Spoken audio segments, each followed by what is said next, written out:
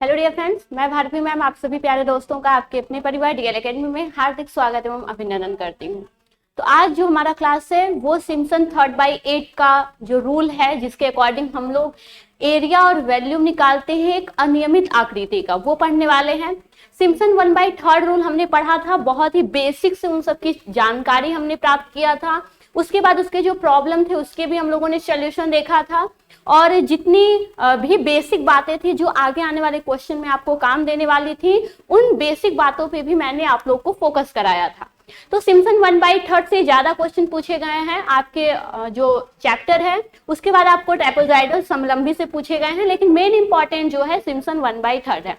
Simpson 3/8 वाले rule से बहुत कम क्वेश्चन है, लेकिन अगर सिम्पसन 1/3 आप सीख चुके हो तो सिम्पसन 3/8 चाहे आपको समलंबी ट्रेपेजॉइडल रूल के क्वेश्चंस लगाने में कोई प्रॉब्लम नहीं होने वाली है। तो जो भी स्टूडेंट फर्स्ट और सेकंड लेक्चर नहीं देखे हैं इस चैप्टर का, वो देख लेंगे। बहुत बेसिक जानकारी मैंने दिया था, ये भी बताया था सिम्पसन 1/3 रूल जो होता है विषम कोटियों पर लागू होता है। इसमें जो 3/8 हम लोग पढ़ने वाले हैं, इसमें आप लोग देखिए जो विभाजित होने वाली संख्या n होती है वो 3 का गुणज होती है। क्या होती है? 3 का गुणज होती है। मेन डिफरेंस में स्टार्टिंग में आप लोग को बता देती हूँ, ज्यादा लंबा खींचने से कोई फायदा नहीं है। उसमें हम लोग जो कोटि स्टार्ट करते थे y1, y2, y3 ऐसे स्टार्ट करते थे, जो कि विषम कोटियां हुआ करती थी। लेकिन विभाजित होने वाली संख्या आपकी सम इवन नंबर हुआ करती थी। क्लियर है? मैंने आप लोग बताया था कोटियों की संख्या से एक कम हुआ करता था n वाली संख्या। इसमें जो हम स्टार्ट करेंगे y1 से ना स्टार्ट करके हम y0 से स्टार्ट करेंगे। किससे? y0 से स्टार्ट करेंगे। इसमें जो n का मान होता है वो हमेशा 3 का गुणज होता है। ठीक है? या तो आपके 4 होंगे कोटि जिसमें n की संख्या 3 होगी, या तो आपके 7 कोटि होंगी जिसमें n की संख्या 6 होगी। तो ऐसे आप लोग को कोटियां क्या हैं, n की संख्या 3 की गुणज में आप लोग की दिखाई देती हैं 3/8 रूल में। बाकी जो फार्मूले हैं, फार्मूले भी सेम उसी प्रकार से हैं, थोड़ा सा डिफरेंस है, उन्हीं फार्मूलों पे हम लोग फोकस करते हैं। उसके बाद हम क्लास को इसके क्वेश्चन को लगाने के तरीके बताते हैं। सेम आप लोग अगर देखो तो 1/3 वाले ही टाइप से क्वेश्चन लगते हैं। इसमें आपको सारी दी गई होती है, अन्यथा आपको सारी बनानी पड़ती है अकॉर्डिंग टू क्वेश्चन। तो चलिए स्टार्ट करते हैं हम लोग सिम्पसन का 3/8 नियम।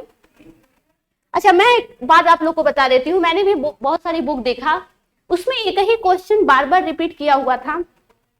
क्वेश्चन में आप लोग को क्या घुमाया था कि दिया था सिम्पसन द्वितीय नियम का प्रयोग करते हुए, उसी क्वेश्चन का आंसर सिम्पसन द्वितीय नियम का प्रयोग करते हुए लगाइए। उसी क्वेश्चन को आपको दिया था कि सिम्पसन 3/8 रूल को फॉलो करते हुए उस क्वेश्चन को सॉल्व कीजिए, लेकिन आपके जो क्वेश्चन का आंसर आ रहा था वो डिफरेंस आ रहा है। अगर आप लोग एक्सरसाइज लगा रहे होगे तो आप लोग देखना, जो आंसर आ रहा है दोनों सेम क्वेश्चन है लेकिन दोनों का आंसर अलग अलग आ रहा है, तो वहां आप कंफ्यूज मत होइएगा। इसीलिए मैं आप लोग को बेसिक जानकारी देती हूँ, स्टेप बाय स्टेप चलिएगा। जो आपका आंसर आ रहा है, ये नहीं कि गलत मल्टीप्लाई किए हो, ठीक है, आप सही से जोड़िएगा, घटाइएगा, गुणा भागा कीजिएगा। जो भी आंसर आएगा सेल्फ कॉन्फिडेंस होके आप उस आंसर को करेक्ट मानिएगा। आपकी बुक में बहुत सारे आंसर गलत दिए हैं, उस पर फोकस मत कीजिएगा। आप एक बार देख लीजिएगा, अगर आपके आंसर गलत आ रहे हैं उसको आप दोबारा चेक कर लीजिएगा, फिर भी आपका आंसर वही आ रहा है, मीन्स आप जो क्वेश्चन का आंसर लाए हो वो क्वेश्चन का आंसर सही है। तो ये सब एरर है बुक में, जिसपे आप लोग फोकस ना कीजिए तो अच्छा है। दोनों सेम क्वेश्चन दिया है लेकिन दोनों के आंसर अलग अलग हैं, तो ये गलत दिया है आंसर आप लोग का। चलिए यहाँ पे हम लोग देखते हैं सिम्पसन का द्वितीय नियम से पूछ सकता है, या आपको दे सकता है सिम्पसन 3/8 रूल। यदि कुछ भी नहीं देता है, कुछ भी नहीं देता है, और उस अनियमित आकृति का क्षेत्रफल या सन्निकट मान लगभग मान निकालना होता है, कुछ नहीं दिया, तो आप लोग देखिएगा कोटियों की संख्या विषम आ रही है कि नहीं। कोटियों की संख्या विषम आ रही है तो आप लोग का क्या हो जाएगा, आप लोग उसे 1/3 से लगाइएगा। यदि 3/8 दिया होगा तो वो आपका द्वितीय नियम से दिया होगा, चाहे 3/8 से दिया होगा। चलिए इसमें क्या होता था, जो सिम्पसन 1/3 था उसमें भी इसी का समाकलन करना होता था, निश्चित समाकलन करना होता था, जिसके अकॉर्डिंग हम एरिया निकालते थे या लगभग मान निकालते थे। y/dx यानी जो भी आपके इनपुट दिया है, जो भी आपका इनपुट दिया है, या यूं कहें जो भी अवकल गुणांक दिया है, डिफरेंशियल कोफिशिएंट दिया है, वो y के पद में आपको निकालना पड़ता है। अब देखो a टू b यानी लिमिट दिया है, अपर लिमिट लोअर लिमिट दिया है, और इसका क्या निकालना है, समाकलन करना है। वहां पे 1/3 h होता था कि नहीं, h/3 जिसे हम कहते थे, यहाँ पे 3h/8 होता है। 3/8 रूल है, तो हम 3/8 मल्टीप्लाई करेंगे h में, और 1/3 में h में हम 1/3 मल्टीप्लाई करते थे, क्योंकि वो 1/3 रूल था। ये क्लियर हो गया ये वाला पॉइंट, ठीक है। नेक्स्ट पॉइंट देखते हैं। मैंने आप लोग को बताया था स्टार्टिंग में कि वहां पे कोटि हम y1 से स्टार्ट करते थे और yn+1 तक जाते थे, ठीक है। यहाँ पे हम कोटि कहाँ से स्टार्ट करेंगे, y0 से, और लास्ट वाला हमारा क्या आएगा, yn आएगा, ठीक है। n आपका सम होगा, इवन नंबर होगा, जो कुछ भी हो सकता है, लेकिन वो 3 का गुणज होगा, इतना याद रखिएगा, बेसिक पॉइंट है। तो पहला वाला हमारा फर्स्ट क्या हो गया, y0 हो गया, लास्ट वाला क्या है, yn हो गया। 1/3 में यहाँ पे yn+1 था, क्योंकि कोटियों की संख्या विषम हुआ करती थी, n इवन नंबर हुआ करता था। इवन नंबर में 1 जोड़ोगे आपको ऑड नंबर मिल जाएगा, इतना बेसिक आपको पता है। ये तो हो गया। वहां पे क्या था, 2 इंटू ओ था, ठीक है, 2 इंटू 0 नहीं था, 2 इंटू ओ था, ओ विषम कोटियों की संख्याओं का योग था, आपको याद होगा। प्लस 4 इंटू ई था, जिसमें ई जो था वो सम कोटियों की संख्याओं का योग था। अब यहाँ पे देखिएगा, यहाँ पे 2 और ओ नहीं है, प्लस 4 इंटू ई नहीं है, यहाँ पे क्या दिया हुआ है, 3 इंटू क्या, किस कोटि को हमको ऐड करके मल्टीप्लाई करना है, ये देखिए। यहाँ पे दिया है y1, y2, y3 कहाँ गया, y4 के बाद हमारा y5 आएगा, ठीक है। क्या y5 के बाद y6 आएगा, नहीं। क्यों नहीं आएगा, वो ध्यान दीजिएगा। ये जो फार्मूला बनाया गया है उसमें जो 3 का मल्टीप्लाई हो रहा है, ऐसी कोटियों की संख्याओं से हो रहा है जिन कोटियों का मान 3 का गुणज न हो, जो कोटियों का मान नहीं, जो कोटियां 3 की गुणज न हो। यहाँ पे देखिए y3 नहीं दिया गया क्योंकि 3 है, 3 इंटू 1 3 का मल्टीप्लाई है। y5 होगा, y6 नहीं होगा, क्यों, क्योंकि 3 इंटू 2 y6 3 का गुणज है, इसलिए जो y3 मिलेगा, y6 मिलेगा, आपकी जितनी भी कोटियां गई हैं जिसमें 3 का गुणज वाली कोटि होगी उसमें आगे चल के 2 से उसका मल्टीप्लाई कर देंगे। वहां पे यहाँ पे क्या था, वहां पे 2 इंटू 0 था, 4 इंटू ई था, यहाँ पे 3 इंटू और यहाँ से 2 इंटू है, याद रखिएगा। तो 3 में किन कोटियों के योग का मल्टीप्लाई करेंगे, यहाँ पे हम उन कोटियों को ऐड करेंगे जो कोटियां 3 की गुणज नहीं है, प्लस 2 इंटू 2 में ऐसी कोटियों का ऐड करेंगे या योग निकालेंगे जो 3 की गुणज हो। क्या हो, 3 की गुणज हो। मैंने बताया था n इवन नंबर होगा और 3 का गुणज होगा, 3 के गुणज में से आप 3 को हटाएंगे तब भी आपका 3 का गुणज निकल के आएगा। तो यहाँ पे एक बार और देख लीजिएगा, ये आपको पता है, इसी को 1/3 से भी लगाया जाता है, इसी को 3/8 से भी लगाया जाता है, और इसी समाकलन को समलंबी नियम ट्रापेजॉइडल रूल से भी लगाया जाता है। वहां पे 1/3 था, यहाँ पे 3/8 है, क्योंकि 3/8 नियम से हम लगा रहे हैं, इंटू h। वहां पे भी हम फर्स्ट और लास्ट वाले को जोड़ते थे स्टार्टिंग में, यहाँ पे भी फर्स्ट और लास्ट वाले को जोड़ते हैं, क्योंकि यहाँ पे फर्स्ट जो है y0 से हम स्टार्ट करते थे और 1/3 में हम y1 से स्टार्ट करते थे। ये बेसिक जानकारी क्वेश्चन को लगाने के लिए फार्मूला याद करने का ट्रिक है। इन प्लस 3 इंटू ऐसी कोटियों का योग जो कि 3 का गुणज ना हो, प्लस 2 इंटू ऐसी कोटियों का योग जो 3 का गुणज है। याद हो गया, ठीक है, याद हो गया, सभी चीज वही दिया है। यच का मान आपको पता है b-a/n होता है, जहां पर n क्या है, 3 का गुणज है। n क्या है, ये 3 का गुणज होता है। एक क्वेश्चन समझो, बाकी जितने क्वेश्चन आप लोग कर ले जाओगे, एक्सरसाइज में ज्यादा क्वेश्चन नहीं दिए गए हैं, ठीक है। चलिए यहाँ पे क्या हो जाएगा, यहाँ पे देखिएगा क्या हो जाएगा। यच जो है मैंने बताया था लंबाई, ऊंचाई, दूरी किसी के भी रूप में दे सकता है, दिया होता है, या आपको निकालना होता है। n 3 का गुणज होता है, y0, y1, y2, yn जो है वो आपका क्या आगे चलता हुआ कोटि चला जाता है। ऐसी आपकी कोटियां स्टार्ट होती हैं, y0 से स्टार्ट होती हैं, yn तक जाती, yn+1 तक नहीं जाती हैं, yn तक जाती हैं, क्योंकि आप y0 से स्टार्ट कर रहे हो, ठीक है।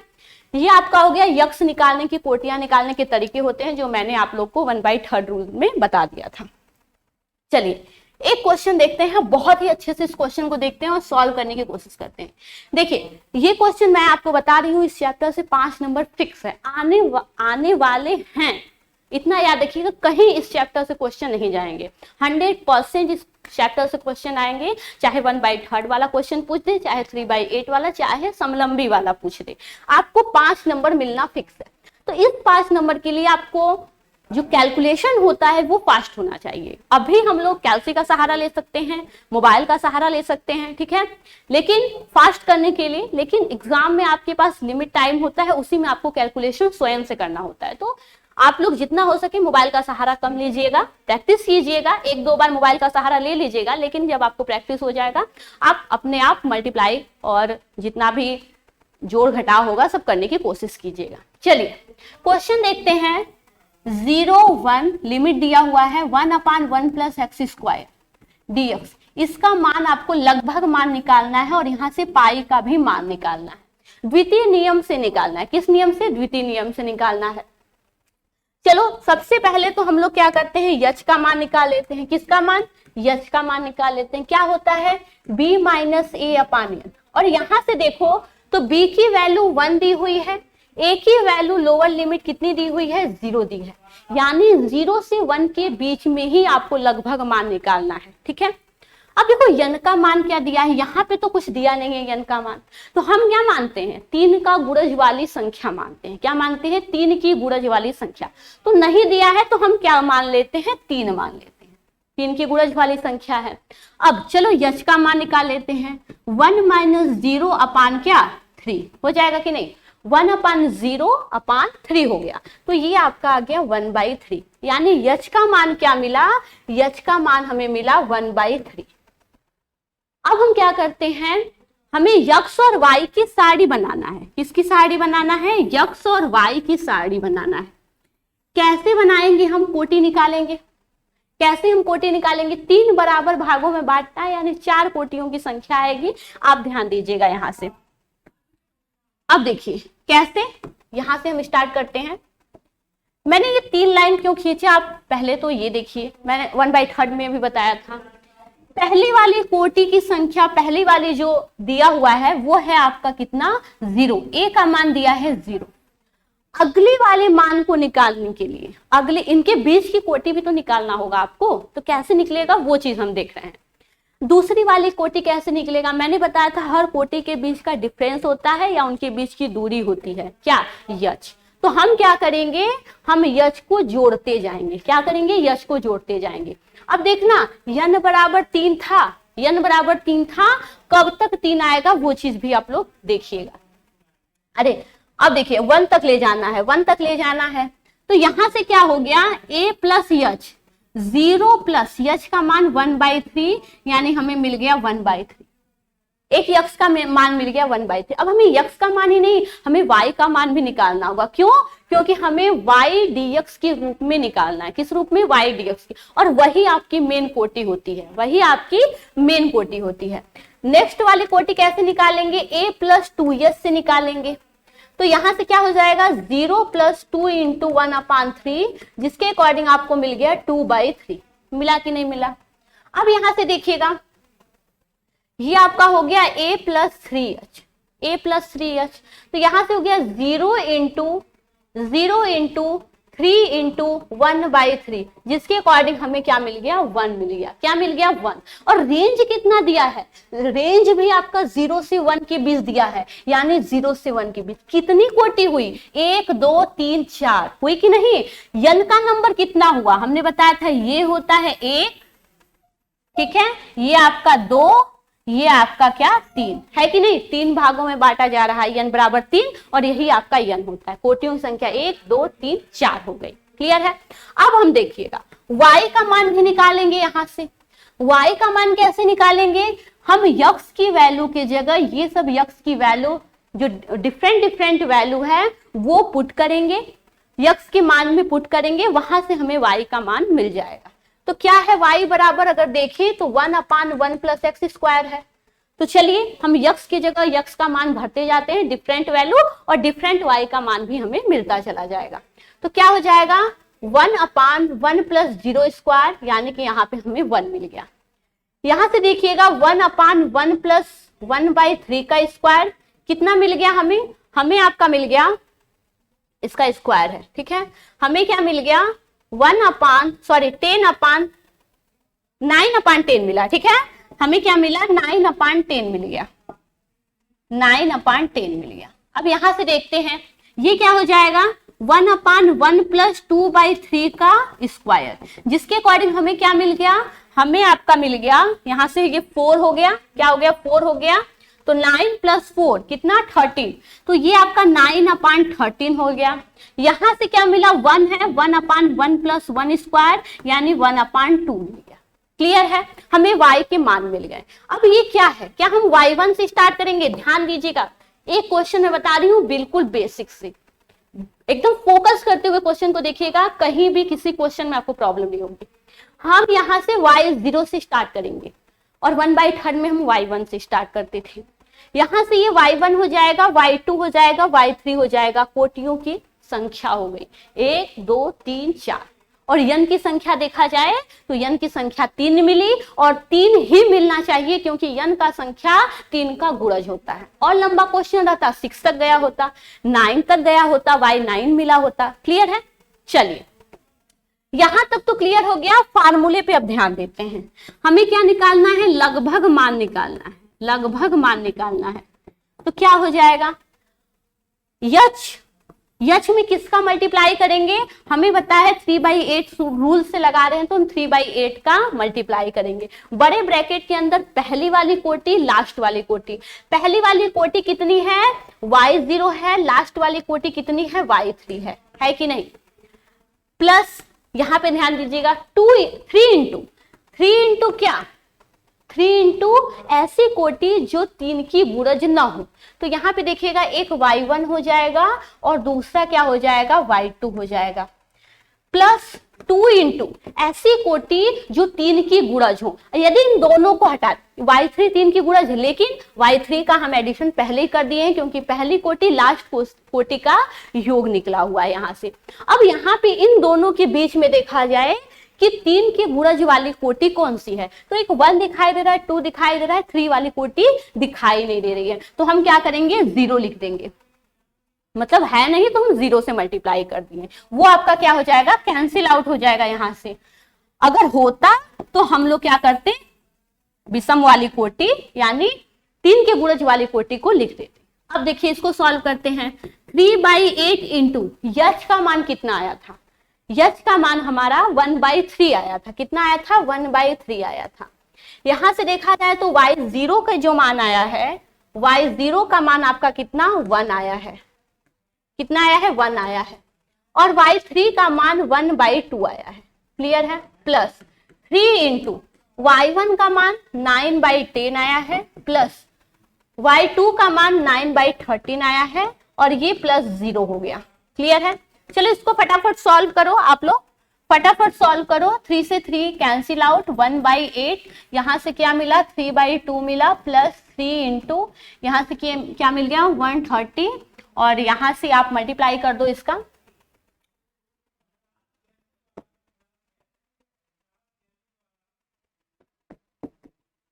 और यहां से क्या हो गया आपका 90। ठीक है, ये आपका 90 हो गया। यहां से 1/8 ये आपका 1.5 हो गया, प्लस 3 इंटू यहां से ये आपका क्या मिला 7 0, और आपका ये 2 130। इसको सॉल्व कर लीजिएगा, इसको सॉल्व आप लोग कर लीजिएगा, यही आपका क्या मिल जाएगा यहां से आंसर मिल जाएगा, यही आपका आंसर मिल जाएगा। जल्दी से फटाक से सॉल्व कीजिए फिर हम आगे बढ़ते हैं। मैं अभी सॉल्व कर दे रही हूं इसको।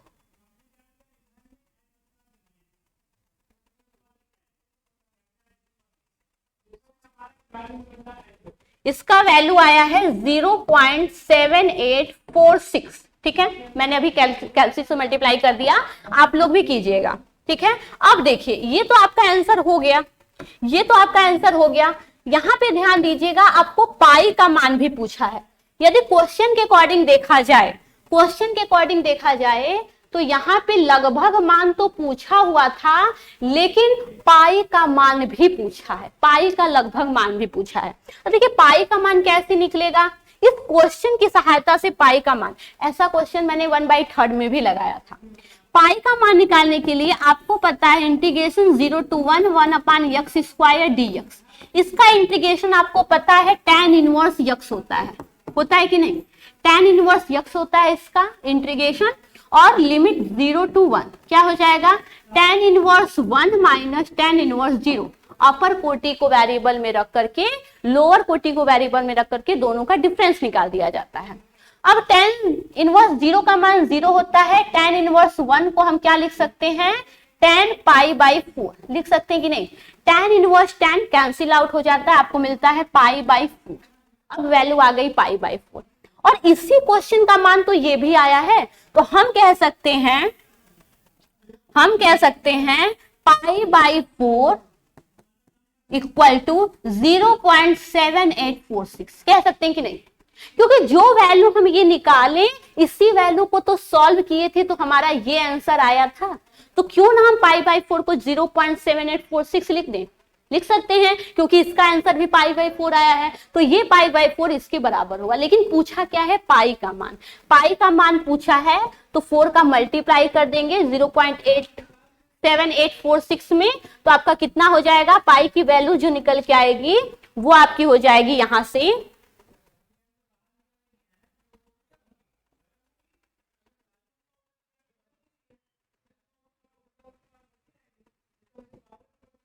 ठीक है 3.1384 आपका क्या हो गया, आंसर निकल के आ गया, पाई का मान निकल के आ गया। एक तो आपका आंसर ये हुआ, पाई का मान वाला जो आंसर निकल के आया वो आपका ये आंसर निकल के आया। क्लियर है कि नहीं, मैंने हर एक बेसिक बात आप लोग को बताई है इस क्वेश्चन में, हर बेसिक बात जिससे आपके सभी क्वेश्चन जो हैं सॉल्व हो सके। मेन फोकस में अभी एक बार फिर से कर दे रही हूं, आप लोग ध्यान दीजिएगा। सबसे पहला काम हम लोग करते हैं, जो भी x का मान है उसे y में लाते हैं, y की जगह हम पूरे x की वैल्यू को y के बराबर मान लेते हैं। दूसरी बात, h का मान निकालने के लिए हमें a और b का मान दिया होता है, यानी जो लिमिट होता है वही a और b होता है। तो h का मान आपको पता है b - a/n होता है, और n जो होता है वो 3 का गुणज होता है 3/8 रूल में जो क्वेश्चन बनते हैं। जिसमें इसमें नहीं दिया है n का मान, तो हमने सबसे पहला वाला गुणज 3 मान लिया है, तो यहां से h बराबर 1/3 हमें आ गया।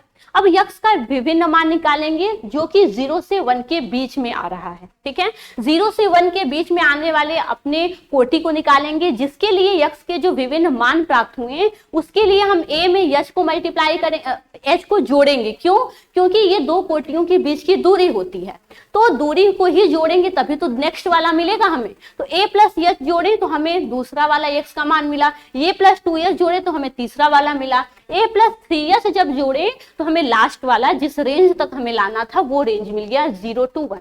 अब हमें y का मान चाहिए, तो x का जितना भी मान है, x की क्वेश्चन में x के विभिन्न मानों को रखेंगे तो हमें y के विभिन्न मान मिल जाएंगे।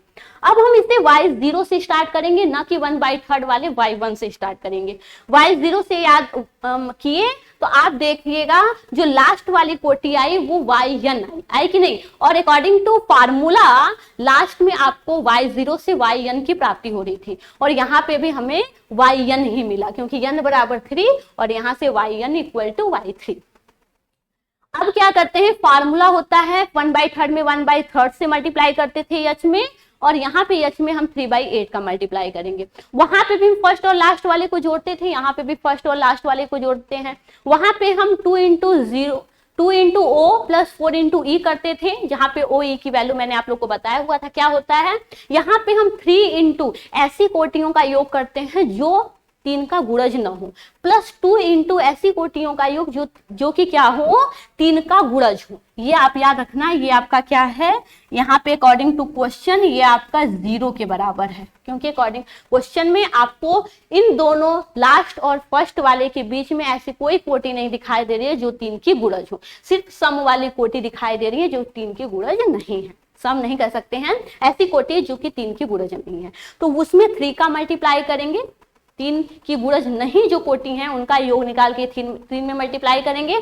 यदि कोई ऐसा क्वेश्चन दे देता है जिसमें तीन की गुणज वाले कोटि हैं तो उसको अलग से 2 में मल्टीप्लाई कर देते हैं उनके योग का। तो ऐसे आप लोग करोगे तो आप लोग के सभी क्वेश्चन सॉल्व हो जाएंगे। ठीक है, चलिए तो 3/8 का जितना भी क्वेश्चन है बहुत कम क्वेश्चन है, लेकिन आप लोग प्रैक्टिस कीजिएगा, सभी क्वेश्चन सॉल्व हो जाएंगे। फार्मूला याद कराने की मैंने ट्रिक आपको 1, 2, 3 बार नहीं लगभग मैं 10 बार बता चुका हूँ। ठीक है, तो आज की क्लास को हम यहीं पे समाप्त करते हैं। नेक्स्ट क्लास हमारा समलंबी का होगा, वो भी बिल्कुल ज्यादा फोकस करने की जरूरत नहीं पड़ेगी क्योंकि 1/3 वाला हम लोगों ने बहुत ही बेहतरीन तरीके से और उससे भी अच्छा 3/8 का भी सॉल्व कर लिए। तो हमारा जो लगाने का तरीका है और प्रैक्टिस है वो भी हमारी मजबूत होती जा रही है। ठीक है, सेल्फ कॉन्फिडेंस भी बनता जा रहा है जिससे हम क्वेश्चन को आगे लगा सके। Thank you so much. आज की क्लास को यहीं पे समाप्त करते हैं।